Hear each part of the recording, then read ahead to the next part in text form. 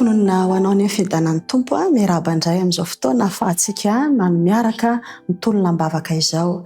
Namantsika anankiray indray izay tsy mitondra anarana fa manana olana goavana satria hananany olona trosa be, hananany banky, hananany orinasa, hananany olona trosa, vola betsaka. Efa nanao ny ezaka rehetra kanefa dia mahatsapa fa tena mafy be ny manilika an'ilay vola. Ndao editsika eo amin'Andriamanitra satria ny Andriamanitra dia Andriamanitra velona, Andriamanitra mahery.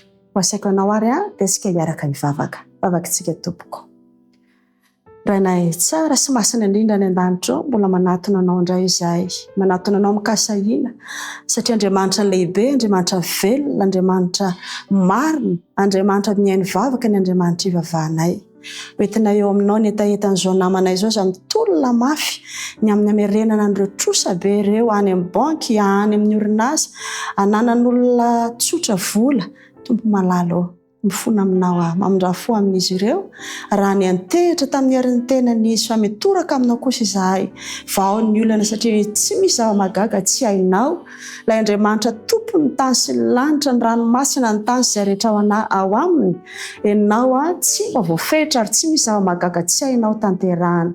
Raiso tanana ny etaeta sy ny alahelo, ny ady mafy, ny tolona hatrehan'izao namanay izao, anehoy ny herinao tompo malalo ka mba ho voailika faran'izay aingana amin'ny fomba tsy takatry ny saina izany vola hananan'olona samihafa hananany banky any amin'izy ireo. Ampianaro izy ireo etehitra atoky anatena ary andry ianao tanterahany teny fikasanao tompo malalo fa ny zanakao sy ny asan'ny tananao ihany aoka dia aoka ho adidinao mba tanteraho amin'izy ireo izany. Raiso tanana ny adiny mba hivoaka mpandresy izy ianao ilay tsy mba nalala faharesena hatramin'izay.